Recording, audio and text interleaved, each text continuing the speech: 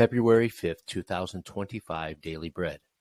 1 Kings chapter 22, verse 1 through 28. Key verse 14. Title: One Prophet with Integrity. For 3 years there was no war between Aram and Israel. But in the 3rd year, Jehoshaphat, king of Judah, went down to see the king of Israel. The king of Israel had said to his officials, "Don't you know that Ramoth Gilead belongs to us, and yet we are doing nothing to retake it from the king of Aram?" So he asked Jehoshaphat, "Will you go with me to fight against Ramoth Gilead?" Jehoshaphat replied to the king of Israel, "I am as you are, my people as your people, my horses as your horses." But Jehoshaphat also said to the king of Israel, "First seek the counsel of the Lord." So the king of Israel brought together the prophets, about 400 men, and asked them, "Shall I go to war with Ramoth Gilead, or shall I refrain?" "Go," they answered, "for the Lord will give it into the king's hands." But Jehoshaphat asked, "Is there no longer a prophet of the Lord here, whom we can inquire of?" The king of Israel answered Jehoshaphat, "There is still one prophet through whom we can inquire of the Lord, but I hate him, because he never prophesies anything good about me, but always bad.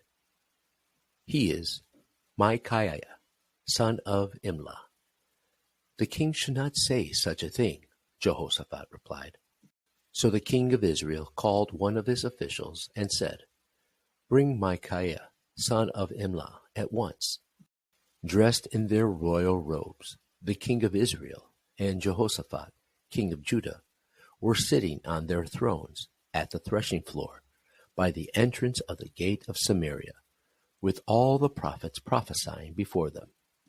Now Zedekiah, son of Kenaanah, had made iron horns, and he declared, "This is what the Lord says, with these you will gore the Arameans until they are destroyed." All the other prophets were prophesying the same thing. "Attack Ramoth Gilead, and be victorious," they said, "for the Lord will give it into the king's hand." The messenger who had gone to summon Micaiah said to him, "Look, the other prophets without exception are predicting success for the king.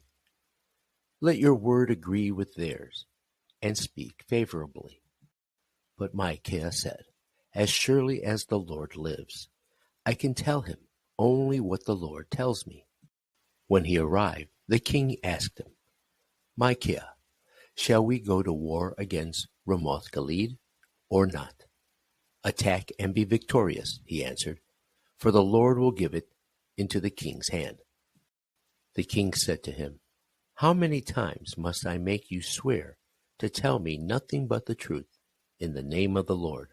Then Micaiah answered, "I saw all Israel scattered on the hills like sheep, without a shepherd. And the Lord said, 'These people have no master. Let each one go home in peace.'" The king of Israel said to Jehoshaphat, "Didn't I tell you that he never prophesies anything good about me, but only bad?" Micaiah continued, "Therefore, hear the word of the Lord. I saw the Lord sitting on his throne, with all the multitude of heaven standing around him, on his right and on his left. And the Lord said, 'Who will entice Ahab into attacking Ramoth Gilead and going to his death there?' One suggested this, and another that. Finally, a spirit came forward, stood before the Lord, and said, 'I will entice him.' 'By what means?' the Lord asked. 'I will go out and be a deceiving spirit in the mouths of all his prophets,' he said. 'You will succeed in enticing him,' said the Lord. 'Go and do it.' So now the Lord has put a deceiving spirit in the mouths of all these prophets of yours. The Lord has decreed disaster for you. Then Zedekiah, son of Kenana, went up and slapped Micaiah in the face.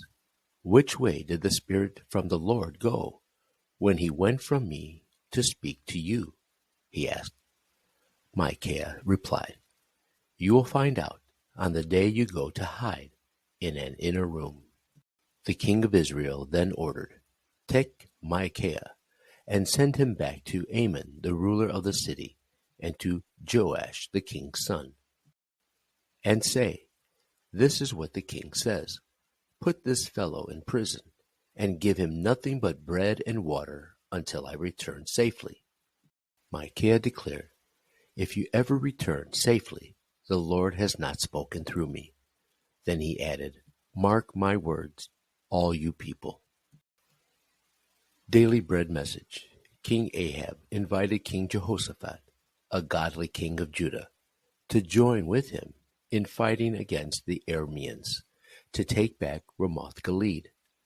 Jehoshaphat said they should inquire of the Lord first, but there were not many of the Lord's prophets left in Israel, just false prophets who told Ahab whatever he wanted to hear. Only Micaiah kept his integrity and spoke only what he heard from the Lord.